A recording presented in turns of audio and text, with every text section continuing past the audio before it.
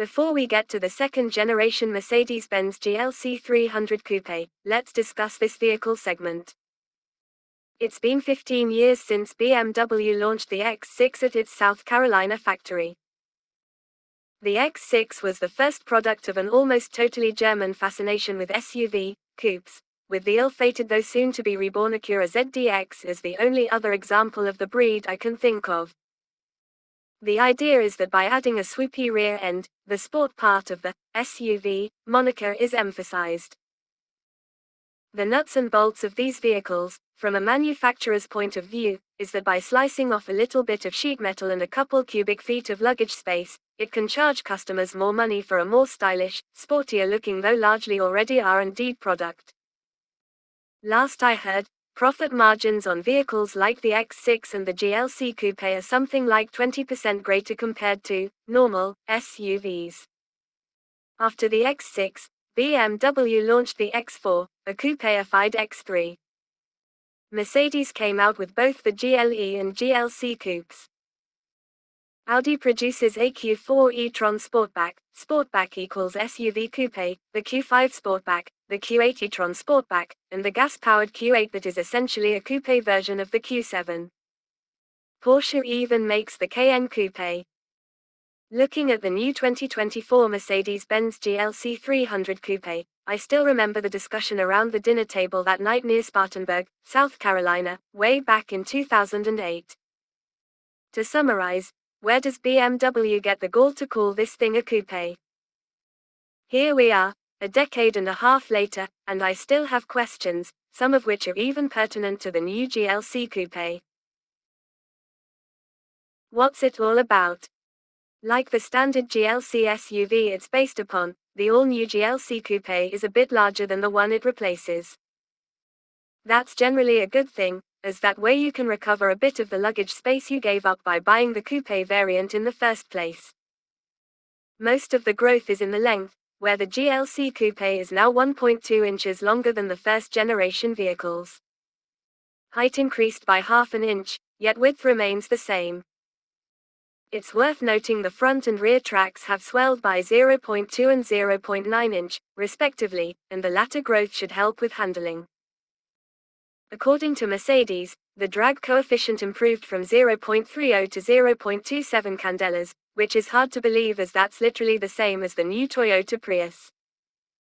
Sadly, without our own wind tunnel or supercomputer toting on staff computational fluid dynamicist, we'll just cock an eyebrow. That said, the coupe silhouette looks more aerodynamic than that of the normal GLC.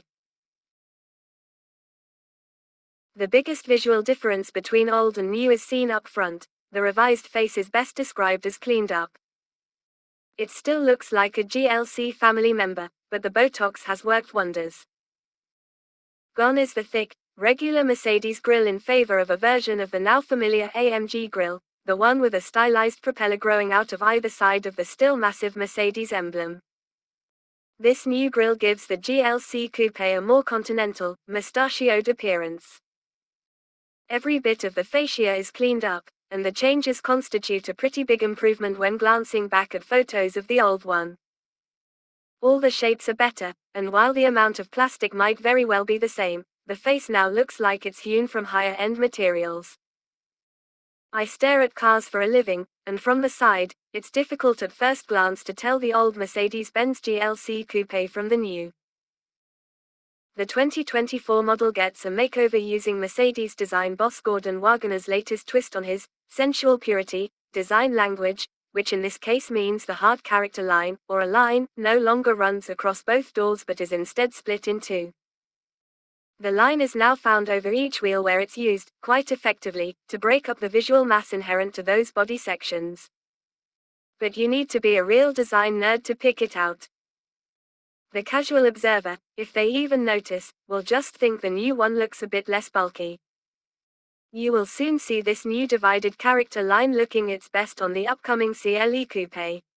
The GLC Coupe's raison d'etre, its sloping roofline, is the design highlight and looks great. Out back, the taillights are new, visually connected to each other while somewhat mimicking Mercedes EQ products. Inside, you're treated to the, for now, most recent version of Mercedes' powerful yet frustrating MBUX infotainment system. I say, for now, because I sat inside some upcoming models, E-Class wagon, that GLE Coupe, featuring the newer, now with TikTok version. Why is it frustrating? Take MBUX's navigation map, which is on permanent display thanks to the system's zero-layer design.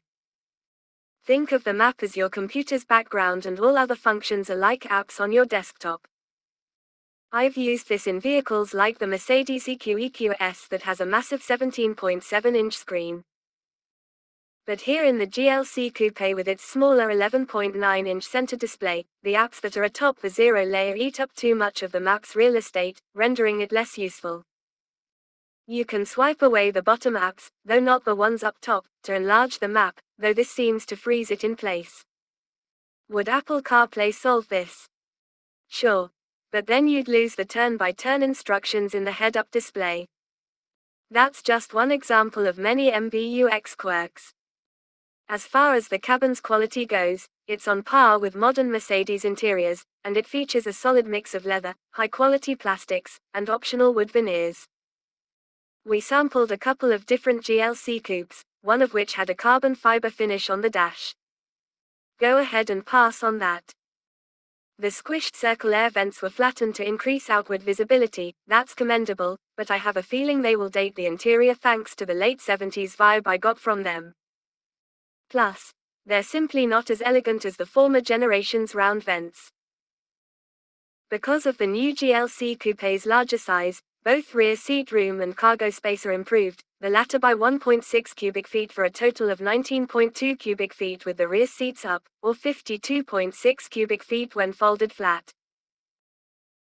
Under the metal. The 2024 Mercedes-Benz GLC300 Coupe gets the same engine as the new GLC. It's a 2.0-liter, turbocharged, 48-volt, accessory-free mild hybrid that's good for 255 horsepower and 295 pound-feet of torque. That's not a wild amount of power in 2023, up 22 pound-feet of torque over the last general GLC Coupe, but the standard 4MATIC AWD system makes the most of it. The engine's grunt is definitely adequate, though by no means sporting. We've tested the 2024 Mercedes GLC and recorded a 5.6-second sprint to 60 miles per hour, which was 0.2 seconds slower than the previous, less powerful GLC. We chalked that up to a 479-pound weight increase. You can expect similar results with the Coupe, though I should mention that the only GLC 300 Coupe we ever tested took 6.7 seconds to reach 60 miles per hour back in 2018. We were able to sample a more powerful hybrid variant called the GLC 300 E-Coupe, but it's not coming to the US for a year or two. Now comes the bad part for us Americans. The GLC Coupe's best parts are its terrific ride quality and its nimbleness. The former because of the optional air suspension, and the latter because of Mercedes it just keeps getting better four-wheel steering. Guess what? The two come as a package and are not an option on American market GLC coupes. Why not? Well, we repeatedly, breathlessly asked various Mercedes employees on our Austrian Drive program, and we were told repeatedly the previous GLC Coupe had air suspension as an option, but it had such a low take rate that Mercedes decided American customers don't want it.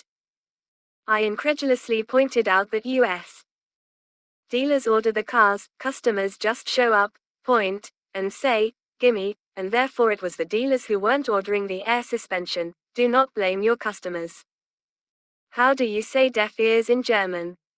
I also, probably unnecessarily, added, so much for the best or nothing. But I stand by the sentiment.